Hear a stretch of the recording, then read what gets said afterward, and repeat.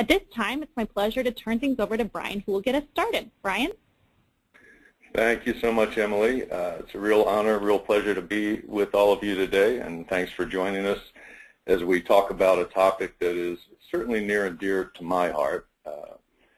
As many of you know, we do a lot of work in the area of culture and leadership, and we often say that the culture of organizations, much like the culture of society, civilizations, lives in the stories that people tell about what life is like in those cultures, things that people have learned, lessons we pass down, stories of failure, stories of hope, accomplishment, stories that connect us on a personal level. And, we're often asked at Denison, given the work that we do, and a lot of the work that we do is going in and assessing organizational cultures and looking at the current state of organizations. And a lot of times we're asked, like, what is the difference between cultures, and what are some of the differences between organizations that have these bright, colorful cultural profiles and those who perhaps have less color, lower scores? And our first response is typically performance. Much of what we've done through the years is show that link between culture and performance. We know that organizations where people have higher levels of clarity, alignment around what they're doing, why they're doing it, how they're doing it, tend to perform better, and the research is pretty clear in that area. But there's something else that I've noticed certainly about the organizations that we work that do have a lot of color in their profiles, and that is that they almost always have a lot of stories to tell, that if you spend time around that organization, the color comes through in a lot of the stories that they tell, and they'll tell stories about their purpose, about past achievements, maybe some of their future ambitions.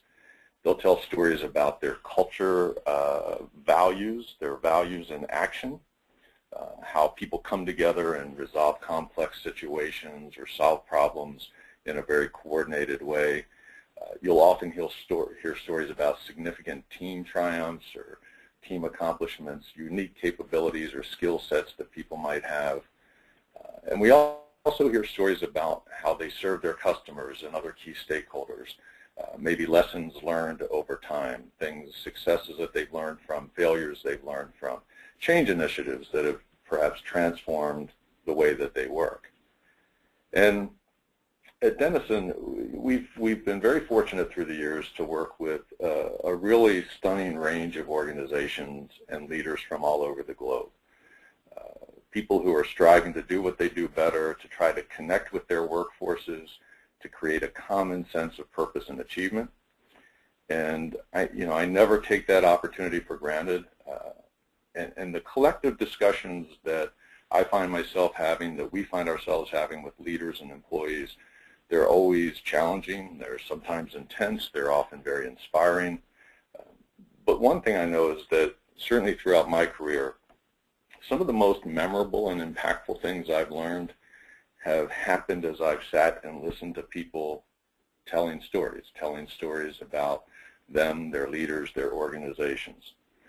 For example, I'll always remember a discussion I had in a coffee shop in Kuala Lumpur where in a one-on-one conversation with a client, I learned probably as much about a global energy organization that I probably ever would have learned or heard in the course of an executive meeting. I remember some amazing stories of accomplishment being told to me while sitting at a German restaurant in Huntsville, Alabama. I remember sitting in a little place in Hong Kong as a gentleman told me the story about protecting wildlife in the Solomon Islands. And I remember him talking with great passion about working with mining companies, landowners, lawmakers, all in the spirit of collaboration to support the economy, raise the standard of living, but to also preserve the land and wildlife that's a critical part of their ecosystem.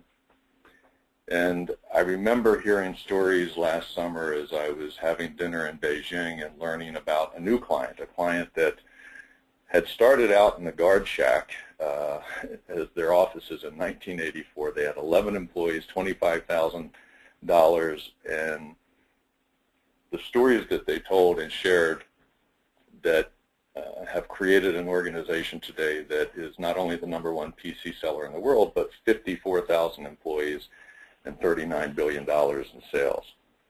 So it's amazing to me the places and the stories that we've been exposed to and had the fortune to hear about and learn about. And as we prepare to hear from our friend and colleague Tim Tobin today, I did want to share one more quick story. And throughout the year, I get to visit a place. It's called the Aspen Institute in Queenstown, Maryland. It's a place where Marriott brings together leaders from corporate offices and from properties around the globe to continue to develop their leadership capabilities, to come together to share experiences, to share stories about leading in a global environment. And it's a special place for me, having grown up just up the road from Queenstown in Baltimore, Maryland. And on my first trip to the Institute, I had this really strange feeling as the car made its way down this long, winding road along the Wye River. And when I got out and looked around, it kind of dawned on me why. This was a river where, as a child, my grandfather would rent a cabin, and we would row out in the mornings. We'd go out in a small boat, and we'd be catching crabs, sometimes fishing. And mostly I'd listen to him telling stories about him growing up, about his kids, about his perspective on many things, which he was never shy to share. And so last year at our annual forum in Florida, I had the pleasure of having dinner with Debbie Marriott Harrison, granddaughter of J.W. Marriott. And I was telling her this story about my connection to the Aspen Institute and the Wye River, and she asked me if I was going to share that story with the audience the next day, and so I did, complete with the pictures that you see here of two grandfathers, one who was a steam fitter in Baltimore, the other who left his home in Utah, went on to become one of the most respected hospitality leaders of our time, but also two men who shared with their grandchildren remarkable stories, stories of hard work, stories of sacrifice, instilling a work ethic that future generations carry forth today. And so it's been a real great pleasure to work with the Marriott folks, and it's been a real great pleasure to work with Tim Tobin, Marriott's VP of Global Learning and Leadership Development. Tim has done a wonderful job of capturing this notion of story and talking about story, especially through the lens of the leader. And he has a new book that he's going to talk about as well coming out in the very near term. And so it's really geared to help you think about, as a leader, what is your story and how to be intentional about creating your leadership story. So I'm real excited to welcome Tim to share more about what he's discovered and what he's sharing with all of us. And I'd like to invite Tim now to take us through and tell us more. Thank you for that introduction, Brian. It's a real pleasure to be with all of you today. And as Brian said, I really do want to talk to you about your leadership story. That's the title of my forthcoming book, and it's going to be the focus of the next 20 to 25 minutes that I spend with you. Now, I'm not going to have the opportunity to go quite as deep as I would like, and instead I'm going to provide you a taste of my book and some of the ways I've been thinking about this concept of your leadership story. So basically, my book is divided into two parts. The first part is about understanding your leadership story, and the second is about communicating it. I'm going to spend our time today on the first part because it's so critical to get that right. I'll lay out several activities and reflective questions to help you reflect, to go deep within who you are as a leader rather than just skim the surface. And so that's my teaser for the book, and what I'll do is, as I said, give you a taste of that today. In the book, I use story as both a process and a metaphor, and I'll explain that in just a moment. But let me start with a little bit of context. Stories have power. Brian, you heard about how they use stories across the Denison Forum and with clients. They move people in ways that facts and figures can't. And so I have these various movies popping up here with the idea that think about your own favorite movie and what makes it your favorite. What is it that makes it so compelling? Typically, our favorite movies touch us in a way that others cannot. They strike a chord. They provide meaning and relevance. They help us make an emotional connection. They can energize us, inspire us, and motivate us. And if you think about that same metaphor of story, every leader has a story. It's the collection of their events, values, and perspectives that make up who they are. And if tapped into in just the right way, your leadership has the potential to make an emotional connection and energize, inspire, and motivate those that you lead. But it takes a great deal of self-awareness, and it takes a great deal of awareness about the perceptions of others. You'll find that that's a pretty critical element in understanding who you are as a leader. And so let me take a few minutes, spend a couple on perceptions, because they're so important to how you're showing up. And quite honestly, they're at the heart of authenticity. In the book, I provide stories of leaders that I've coached who are in each of these quadrants, who they are, what they may be feeling as a result of where they are located in these quadrants, and suggestions for what they should do. So let's take a quick look at each of these areas. If your perception of yourself is accurate, but other people's perception of you is not accurate, that means you know your story, but no one else does. You're living in this third quadrant. It means you feel like, I know what I'm capable of doing, but no one else does. And as a leader, you may feel or even be disregarded, hidden, or unknown. So not exactly a comfortable place that you would want to be. This quadrant, you've got a leader here that can be pretty tough to work for. They lack self-awareness, and worse, they are inconsistent in their approach. The saying I commonly hear around this is, I'm not sure what to expect, and quite frankly, neither is anyone else. So a little bit of volatility there. Now normally, when I put this slide up in groups, a hand goes up and it says something along the lines of, how can you have humble and arrogant together in the same quadrant? How does that work? So here's how that works. If you're wrong about yourself, but think you're pretty awesome or amazing, you will be perceived as arrogant. If you really are awesome and amazing, but you don't believe it, you're going to be more likely to fall out on the humble side. So you'll see a little bit of humility. So that's what that looks like. And of course, I save the best for last. If we kind of continue on with the idea that story is a metaphor, this would be your true story. This is where authenticity shines. This is where you are your most true and authentic self. Now, at a session one time, I had a leader come to me and say, well, you know what? I'm pretty abrasive. I know it, and so do the people who work for me, so I must be authentic, right? And I said, you know, not necessarily. You may be true to yourself, but as we look into the core of leadership, you would not be bringing out the best in others. So when I'm talking about authenticity, what I'm really talking about is not just being yourself, but it's about bringing out the best in yourself and in others in a natural and transparent way.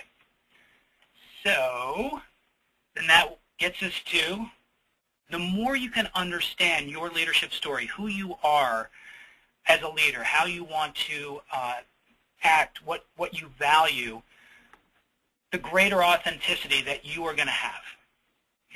You'll be honest with yourself, and that's a great start. But, there's always a but.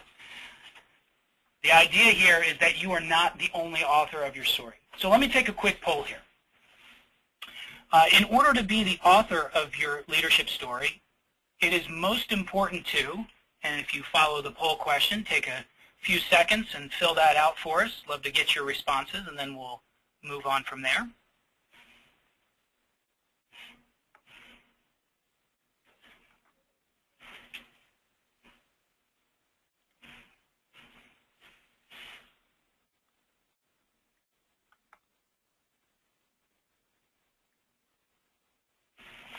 Okay, and hopefully we're just about to wrap that up. Get your final answers in.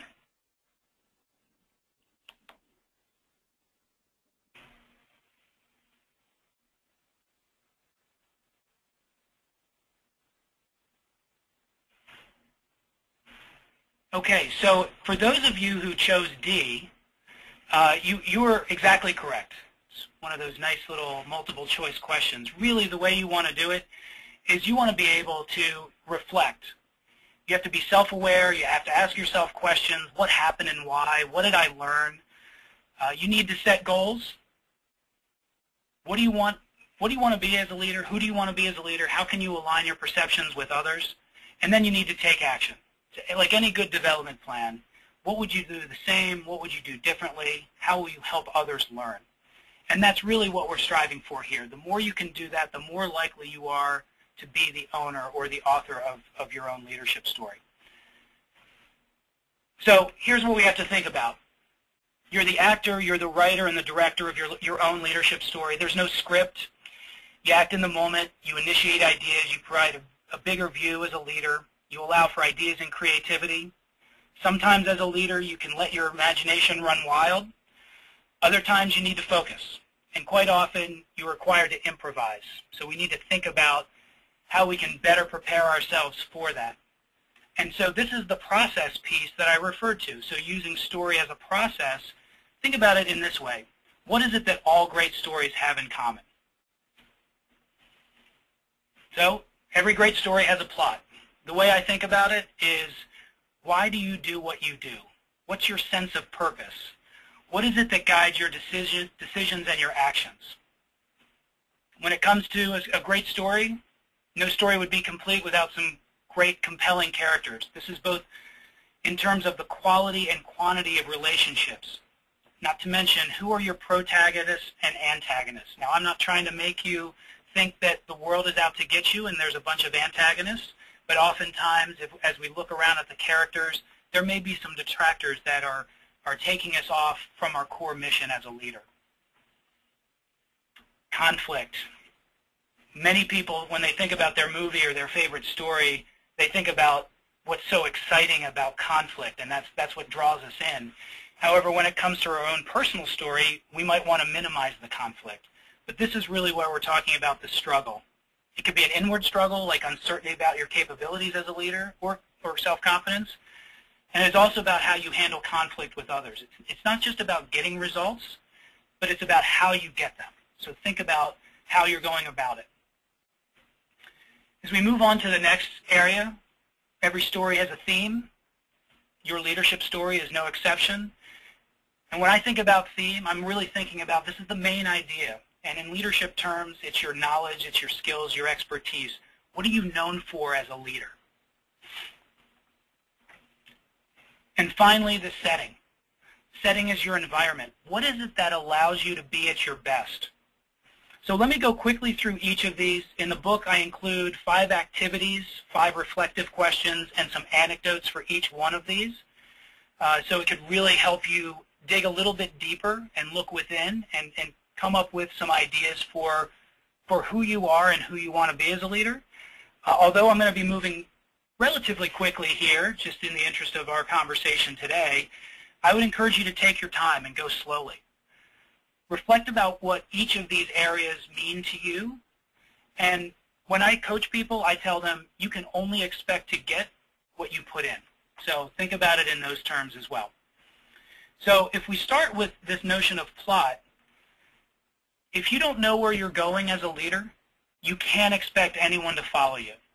And so what does that look like, and where do I start? Oftentimes leaders I work with haven't taken any time to think about where they're going as a leader, things like their personal mission or what they value as a leader, or even something as simple as how do they define leadership. So the question I would have for you is, why are you a leader? What is it that you truly love about what you do? What inspires and energizes you? So you have to know your why. And that's the plot. Let's face it, leadership is about people. It's about the relationships that you build, and it's about how you get the work done. So when we think about the characters, really the way you should be thinking about it is, how can I create the most constructive connections possible? Who are the key relationships I have at work? How can I build more protagonists than antagonists in my story? So think about that. And then when we move into the area of conflict, I thought this was a catchy phrase, manage to your advantage. And really what I'm talking about here is thinking through what are the reoccurring causes of conflict and how you handle it. What approach or outlet do you have to really process conflict constructively? And there's 2 sayings that come to mind when I think about this area of conflict. The first is, conflict doesn't build character, it reveals it. Now that's not my saying, but I love it, and I think it's very relevant for how we may be perceived in the workplace. And then the second is, not all conflict is bad. Let's not forget this idea that when we're dealing with conflict, that can be a great source of creativity and idea generation. And so you should embrace it at times as well. As we move into theme and our fourth area, this idea of the acceptance of limitations is the pathway to leadership excellence. So what do I mean by that? That sounds like it could come from a fortune cookie or some other proverb, but in any case, what do we mean when we're talking about the acceptance of limitations? We're really talking about what you're great at. What are you known for, and what do you want to be known for when it comes to your leadership? And think about it in terms of those people around you and how they would describe you. It could be simple. What I've found in my experience is perceptions of leaders are usually carried around in 3 to 5 adjectives. And so if the way you're being perceived is not the way you want to be perceived, your job is to reconcile that. What can you do to create greater awareness about who you are as a person and as a leader? And think about the notion that all leadership is autobiographical in nature. And so if those that you lead don't know about you as a person, then they're not going to know about you as a leader either. So we need to think about developing our core capabilities. And part of that process really deals with letting go of your expertise. So my saying here is you must let go of your expertise and your comfort zone in order to truly embrace leadership. This is about delegation.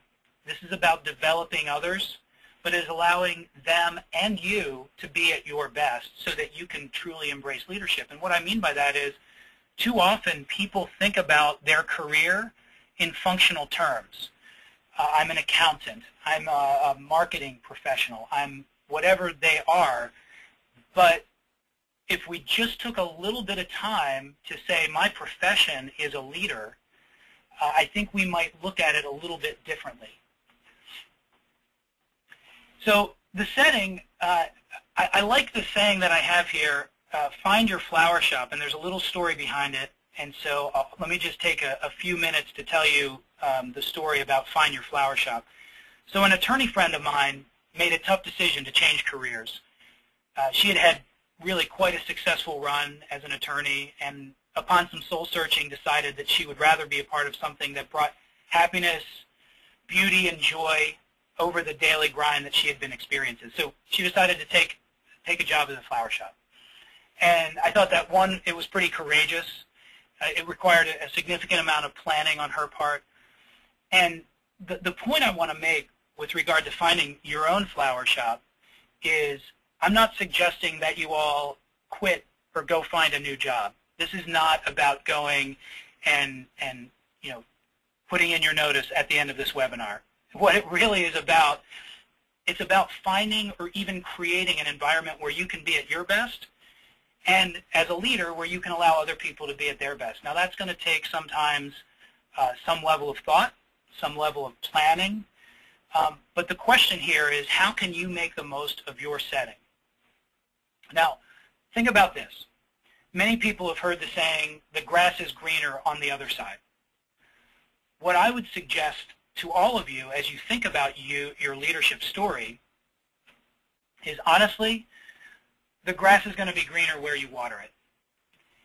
And we never stop and think of why that is, but maybe it's because we neglect our own grass.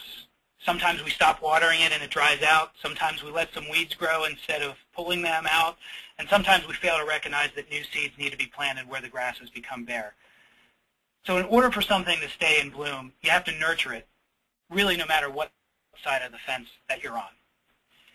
So think about that as you're thinking about your leadership story. And let me just take a few minutes and look back at some of the things we just talked about. So number one, if you don't know where you're going as a leader, you can't expect anyone to follow. That's about knowing your purpose, knowing why you're a leader and what you love about leadership. Leadership is about people. In 10 years and 20 years, no one's going to remember a deck that you worked on or necessarily a project unless the project was particularly transformational for the business. People are going to remember how you made them feel. How did you get the work done? Did you help develop them and support them or not? And so you have to think about that as far as your leadership story and your process. As we said, conflict doesn't build character, it reveals it. So how you react to or respond to adversity and complexity and conflict is very much going to define who you are as a leader, not exclusively, but in a large part who you are as a leader. And just one point around this idea of building the character, think about your ability to react to versus respond to conflict. And if you've never given conflict a thought, you're most likely going to react to it. Something is faced with you and you just, you don't think twice, you react. Whereas if you've thought about it a little bit and you have a plan in place, or at least some ideas, then you may be able to respond. And it's a little bit more proactive. It's a little subtlety, but it's the difference between planning and preparing and thinking about and reflecting on conflict versus not and letting it just appear and reacting to that. Acceptance of limitations is the pathway to leadership excellence. We need to realize we're not all perfect, so let's bring in other people when and where we need. Let's get them engaged. Hopefully that will inspire and motivate them and us as well. You've got to let go of your expertise and comfort zone to embrace leadership. As a summary point, you need to delegate. You need to say, I'm no longer exclusively a technical expert in whatever brought me here, but I have the opportunity to develop others and bring them up and give them as many opportunities as I can as well. And then finally, the grass is greener where you water it. You got to take care of what's important to you as a leader, and you need to take time and make the investment in those things rather than necessarily look across at what's greener on the other side. So let me wrap up here, and hopefully what I've done by going through at this pace is just give you the taste of your leadership story, give you things to think about. But if you're going to become the primary author of your story, you've got to start with understanding who you are as a leader. We didn't spend a lot of time talking about communicating your story. The teaser there is that it is covered in the book, but there's elements of communicating your story that does not require anyone to stand up in a crowded room and say, everybody look at me, this is who I am. Really what it's talking about is knowing the message. It's about knowing the audience. It's about engaging others to be your champions and supporters in your story. And if you can put all of those together, I hope that what you can do is make your story an epic, because as Brian said, it does have such great implications, and these stories do have such power that they're able to really move people and connect with people that without them, you just won't have the same way to energize and inspire them as well. So let me stop there for 1 second. I'm going to just put in a little plug. Let me say thank you for that. Put in a little plug about the book. It is scheduled to launch March 16th. It's currently available for pre-order at Amazon. If you look up Your Leadership Story and my last name. And if you want additional information, you can go to my website, tobinleadership.com, or follow me on Twitter @TobinLeadership. And with that being said, I'm going to turn things back over to the Denison team. They are on top of everything. Thank you very much.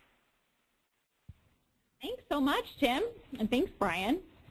At this time, we're going to begin our question and answer portion of our webcast. If you have a question that you'd like to submit and you haven't done so already, feel free to use the questions control panel in the GoToWebinar widget to send us your question. We've already received some great questions here, so we're going to dive right in. First question here is for you, Tim. How do you know what your leadership story is?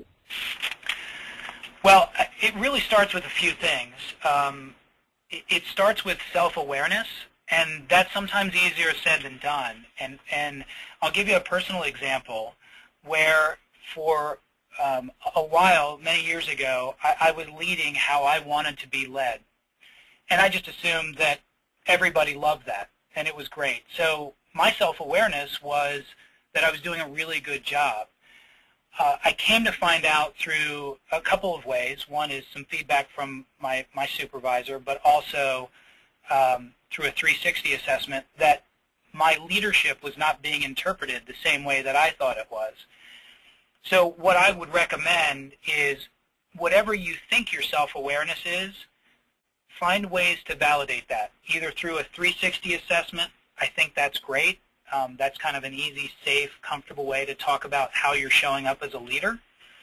But another way, and this is largely dependent on the relationships you have with those you lead and perhaps supervisors and peers.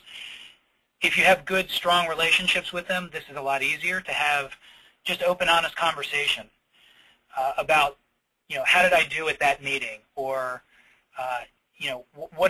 what did you think about how we did this engagement or this project? So I think there's the easy way to do it is a 360, because it'll give you insights and awareness that you probably didn't have. Something that takes a little more time and effort and might even require a little bit of stronger relationship building is ask those that you lead. And I'm not going to continue to plug the book, but what I do is within the 5 activities for each area of the book that I mentioned, I designate 2 of them as things that you can give to other peers and people on your team to just get their perspective. It could be anonymous, or it could be an open dialogue and just an activity to start to discuss how you're showing up as a leader. So it's not easy, and it takes some time, but that would be the best way I would suggest. Great, thanks, Tim. Next question we have here is from Christine. She wants to know, when you walked up to a very personal part of your story, what guided you and how much of your reality you wanted to or were willing to share? What was the first part of that question? When you walked up to a very personal part of your story, your leadership story, what guided you and how much of your reality you wanted to or were willing to share?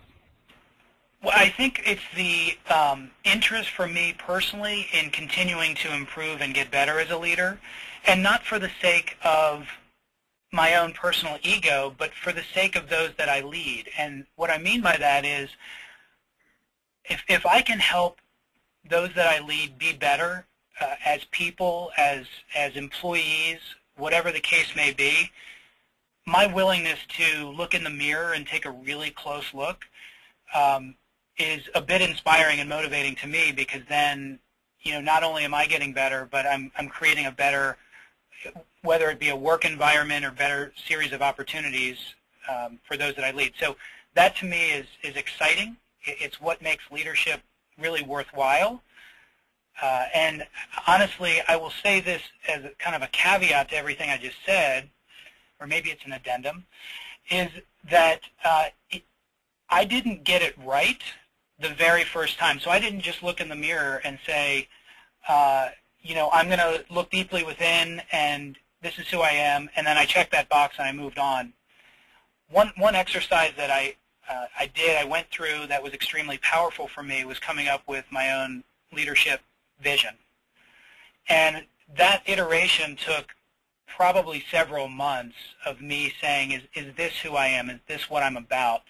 Before I got it just right. And just the realization to be able to say, no, that's not it. And the comfort within yourself to say, this is who I am and who I want to be, as opposed to simply trying to just be exactly like someone else that I may admire and respect.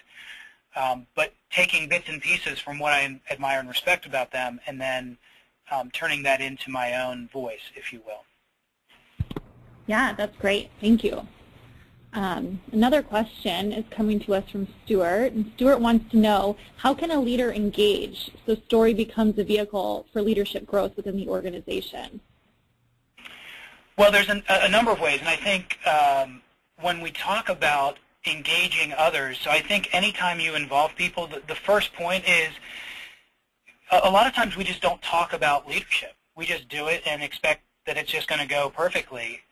I've worked with some leaders that say, I'm going to pull my group together and I'm going to tell them that this is what leadership means to me. Literally, my definition of leadership is this. What I value as a leader is this, and you list 5, 6, 7 values that you hold dear, and it's how you're going to act and behave and what you would expect of others. So I think by starting to communicate what you believe in and what you value and what's important to you, you're going to naturally engage others. And quite honestly, that's a great accountability mechanism, because it's going to hold you accountable for living up to those standards. If you say that you value teamwork, then what are you doing to reinforce teamwork? And you might even say, if for those leaders who say, gosh, I don't know if I've gotten it right in the past, you can start by acknowledging that and say, you know what, I took on this leadership role and I dove right in, and I'm not sure if I've gotten it all right all the time, but I really do want to get better at it, and here's what I'm going to do to get better. I'd love your feedback along the way. Thank you for that. And if you actually live that and believe it, you're more likely to engage those that want to participate in it as well. Yeah, no, that's great. Thank you. So another question comes to us from Kevin. And Kevin wants to know, what's considered the quote-unquote accurate or true story? How I see myself or how others see me? Oh, see, I love that question because the answer is yes. It's the intersection of the two, because your leadership story is really,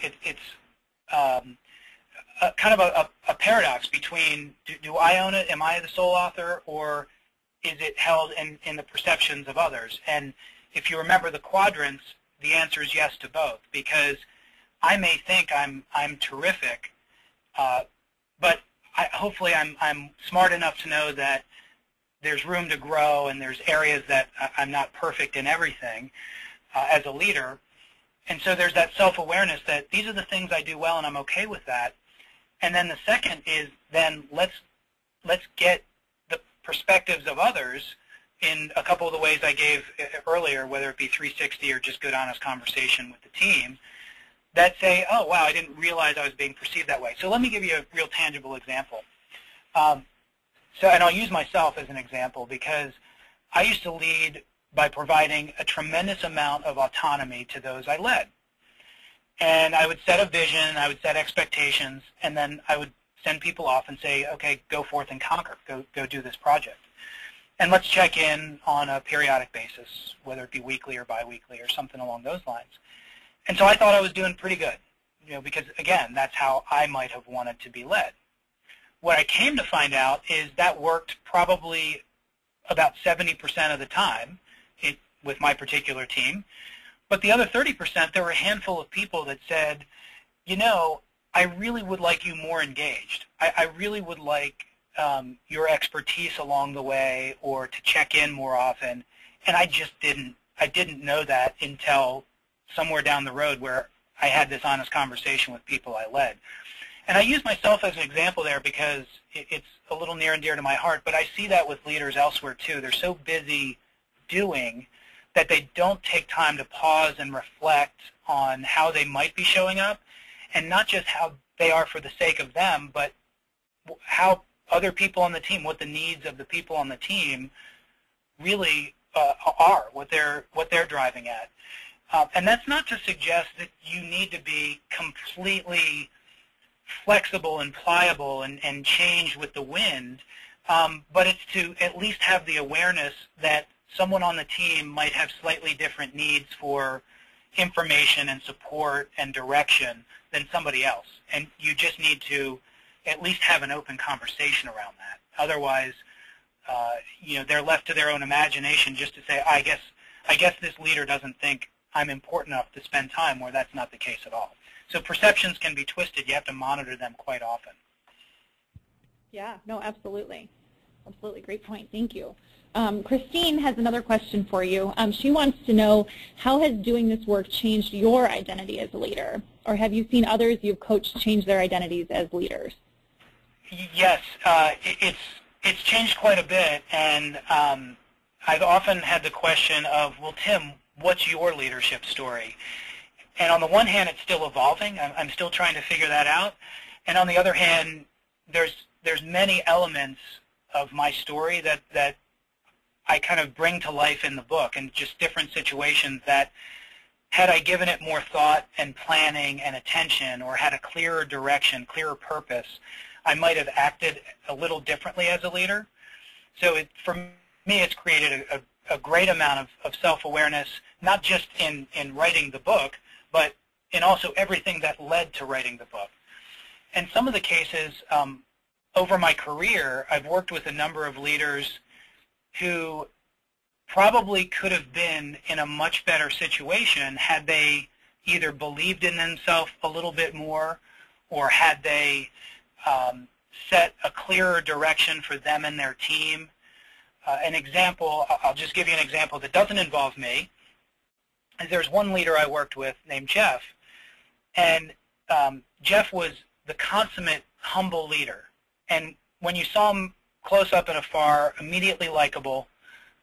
You wanted to be on his team. He was caring and thoughtful, but he was always very quick to deflect any kind of praise or any kind of thank you or honor, and so much so that he would deflect everything. He would say, no, I couldn't possibly have done that. Thank you so much. It was my team. It was my team. And now, on the surface, you would say, that's very admirable. That level of humility, I wish I would see that in more people. That would be great. But here's a case of humility gone bad. It's the dark side of humility, I like to say. And what I mean by that is, over time, Jeff started to become the author of his own story, in that he convinced people that he really couldn't do it. So he deflected so much about the ability that people started to question, well, is he really doing this at all, or is it his team? And quite honestly, it really was him. He just never accepted or believed it, or you could say it wasn't his style.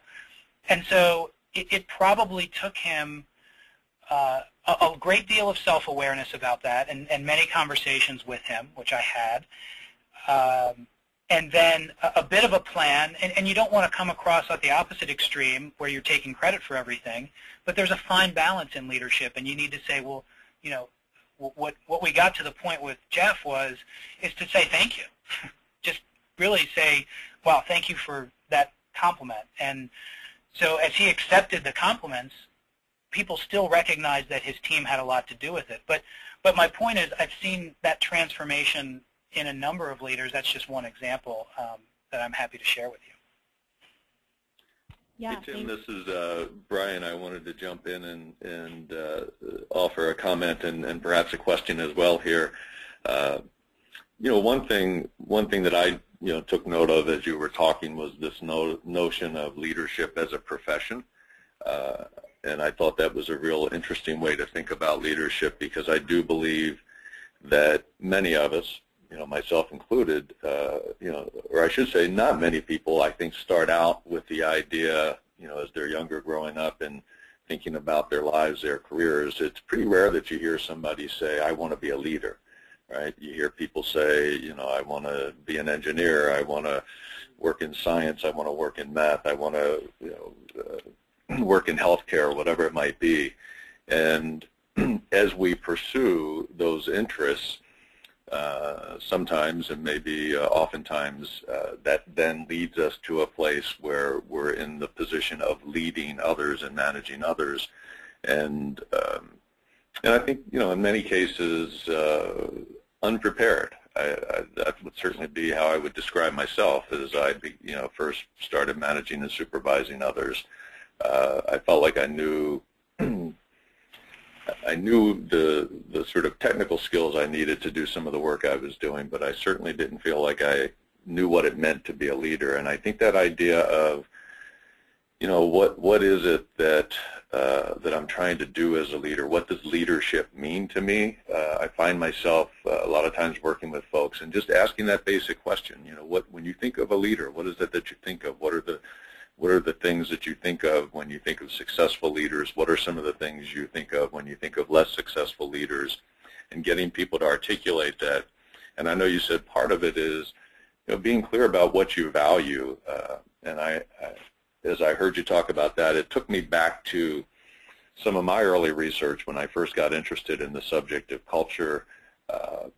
I did some work around person-organization fit, and it really was around value congruence and trying to understand how an individual's values align with the values of the organization or don't, and what are the implications of that.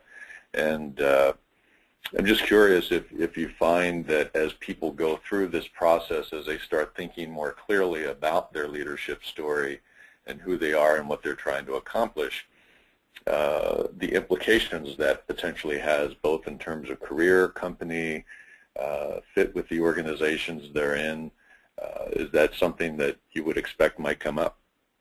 It absolutely is, and you had several great points, and I'll try to address a few of them and be brief about it too. But I would say, let me start with your idea of leaders as a career. I've seen more times than not leaders who are exceptional technically in whatever field they're in, and because of that they get a promotion, and they said, now you're going to lead people, and they don't know where to begin.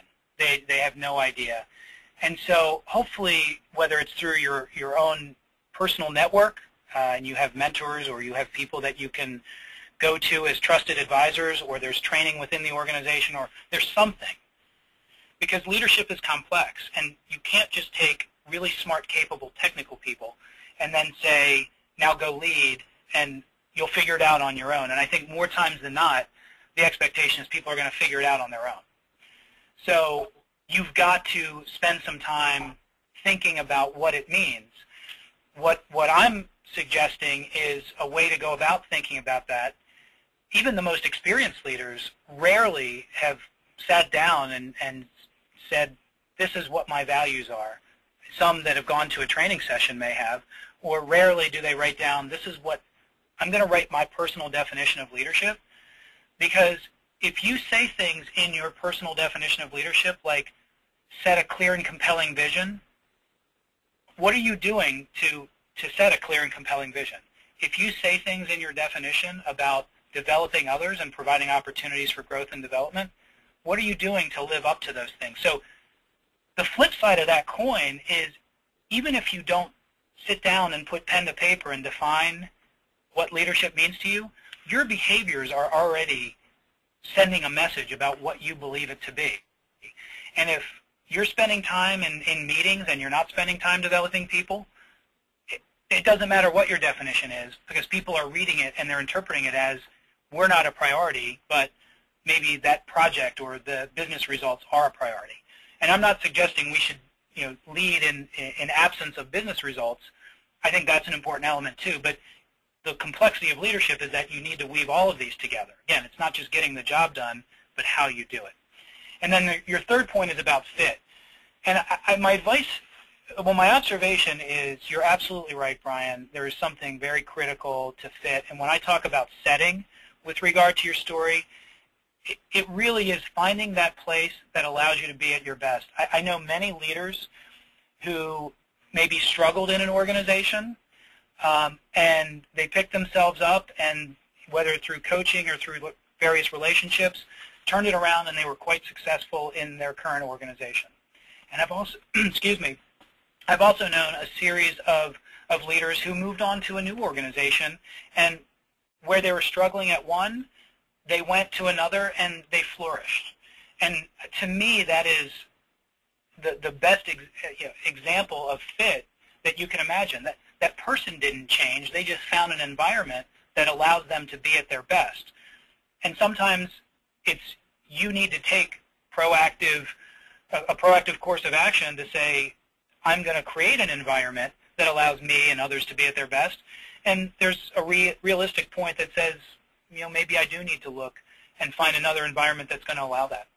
Yeah, and I think that's where, one of the things that we advocate for from a cultural perspective is that the more intentional and the more clear people are about the culture of the organization, we know when people talk about, a Google or a Southwest Airlines or some of the, recurring examples that people throw out of organizational cultures, that brings an image to mind. We understand who those people are. We understand their values. We understand what's important to them, which makes it also that much easier for people to sort of self-select themselves in and out of those organizations. And I think what's really important and powerful here on what you're saying is that as people get clearer about what they stand for, what they represent, what they value, if they can therefore then find that culture, that organization in which there are similar values, similar ways of thinking, the potential at least for fit is that much greater, and it can happen in a more sort of explicit, well thought out way rather than I'm not sure what my leadership style is. Let me try it here and see if it works. Or organizational cultures that aren't clear about what they stand for, where leaders are fumbling around trying to understand what's valued, what's important here. So I think having that clarity in terms of individual value as well as organizational value makes a lot of sense. Yeah, I would say it's a continuous process and journey, the know thyself process, which is know where you're going to be at your best. And the reality is, it is a process. So hopefully you get it right the first time and you land in a place that allows you to flourish. But the reality is that rarely does happen. So I think we need to say, how are we going to continue to grow and develop within our current environment? And in some cases, how might we need to grow and develop in a different environment? And so that's not good or bad or indifferent. It's just recognizing that, I know who I am and I know where I want to contribute and make the greatest difference. It's the ability to say, I know what I'm really good at. And if you look around the organization and nobody else either cares about it or knows about it, and they're not taking the time to do that, what are some things you can do to kind of create greater awareness? And if that still doesn't work, then it's thinking about your alternative paths as well. So I wouldn't say that anybody gets it just right out of the gate, and you just continue to monitor it and be self-aware along the way. Absolutely. And one other quick thought, and then I'll turn it back to Emily to any final questions that we can try to address today. But you talked early on about feedback, and you mentioned having good relationships with people where you can ask for and get good constructive feedback. You mentioned possibly using tools like 360s. And I think the bottom line is, regardless of the mechanism, but that feedback becomes real important because, as you said, we tend to see the world and see our impact through our own eyes and through our own lens. And even the most self-aware folks, I find, sometimes are surprised, are a little bit taken back by some of the feedback they might get, whether it's direct feedback from people, whether it's through a 360 process. There often are, a few blind spots, if not areas where we think we're doing great and we're doing okay, or we think we're doing not so great and we find out we're doing much more poorly than we thought. I think that feedback and understanding that others have a role to play in that story is an important aspect of this. So let me turn it back to Emily and see if there's a couple of one or two other questions we can try to squeeze in our time together. Yeah, thanks, Brian and Tim. Yeah, great discussion there. Yeah, we have a few more questions here, so we'll dive right in. So one question comes from Ken, and this could go to either Brian or Tim, but are there any leaders that serve as a great example of your concept? Well, I would say this. One of the things I encourage people to do is to look around their own environment, and this kind of goes to Brian's notion about fit, it wouldn't be fair to me to say this leader or that leader. One, you might not know them, or if it's somebody, let's say in popular press, like if I said it's Nelson Mandela, I really don't know about him as a person and his leadership. I've read his autobiography, and so I know that much about him. So I'm not able to say, but what I might do is look around at the environment that any one of us are in, our own, and say, who are those people we admire and respect and as leaders, and what is it about that we admire and respect? So, that may be in your own organization. It may be a family member. I talk often about my grandfather and the impact that he's had on things like my work ethic and a number of my core values. And so this is somebody who's not around me on a daily basis and hasn't been for a very long time, and yet has had a great impact. So, but I might not even hold him up as, the perfect leader. It's just I've learned pieces that I've carried with me. And I don't even know that I would consider anybody as a perfect leader. I think it's just one of those, sometimes it can be situational, but it's this journey where you're starting to create self-awareness and self-confidence, not only about yourself, but helping to communicate that with those you lead and elevate their leadership as well. And I think the thing I would comment on that one, because I get that question a lot as we're out working in organizations and with different leaders, people will say, what are the characteristics or traits or the best leaders that you work with? And one of the things I often say, the thing that stands out probably perhaps the most for me is that some of the most successful leaders, and there's lots of ways we could define success, but without going down that trail right now, many of the most successful leaders that I've certainly had the pleasure of working with or meeting, the one thing I would say is they're curious people, and they have a strong sense of curiosity, and that curiosity means that they do a fair amount of self-reflection, trying to better understand themselves. They're curious, and so they're asking for feedback from others continually, asking people what they think, not just about themselves as leaders, but what they think about a wide range of things. That curiosity usually extends into their business, and they're just always looking for new, improved, and different ways to try to do the work that they do.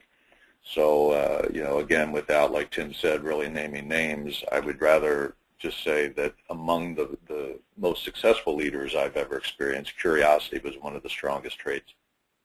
And let me just add on one more point to that, too, because I think what's important when you think about this kind of leadership concept is really getting under why you're a leader.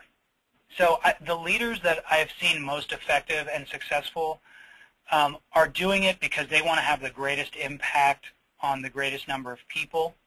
Again, it certainly is about business results, and I don't want to lose sight of that, but it is also about I'm doing this, it's a little bit more altruistic in nature, where I'm not leading to feed the ego.